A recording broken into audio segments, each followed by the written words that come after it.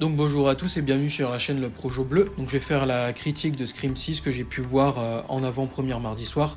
Donc c'est un film qui utilise le même couteau que le précédent, donc le 5, il fait revivre les origines de la saga et se veut différent quant à son tueur, ou Ghostface si vous préférez, et bien évidemment la nouvelle ville pour les personnages qui se retrouvent maintenant à New York. Donc en fin de compte, c'est un film avec un cahier des charges qui peut être prometteur, mais au final, qu'est-ce qu'il en est après un premier visionnage? Eh bien, on peut saluer déjà la mise en scène qui propose des actions plus viscérales que le précédent opus. En réalité, la différence du tueur ne se fait pas forcément remarquer dans le film, mais la raison qui pousse au meurtre est cette fois-ci plus intéressante et aussi plus personnelle. Donc, à mon humble avis, la vraie différence s'établit plus sur les personnages principaux que sont Sam et Tara. Elles peuvent même vous sembler effrayantes à un moment donné, avouons qu'elles tiennent plutôt bien le film, et je vais aussi dire que les personnages au second plan ne sont pas mauvais non plus. Donc, la révélation de fin est comme toujours assez surprenante, le film m'a plutôt bien dupé, et j'en suis quand même assez content parce que c'est ce qu'on cherche quand on va voir un Scream aussi.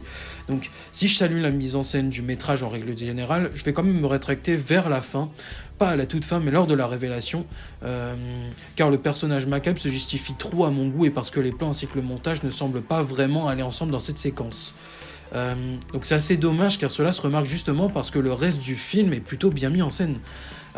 Certaines facilités apparaissent aussi dans le film, mais bon, quel film n'en contient pas maintenant, et aussi c'est pas le pire pour ce genre.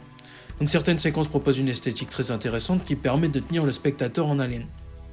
Donc en fin de compte, la vraie question, faut-il voir ce nouvel opus? Eh bien oui, car il apporte définitivement quelque chose à la franchise.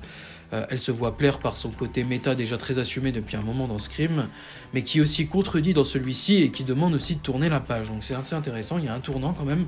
Donc un Scream à New York permet aussi plusieurs possibilités inédites, encore une fois très bien mises en scène. Donc c'est ça aussi qui m'a beaucoup donné envie de voir le film, et je trouve que c'est vraiment le point fort du film.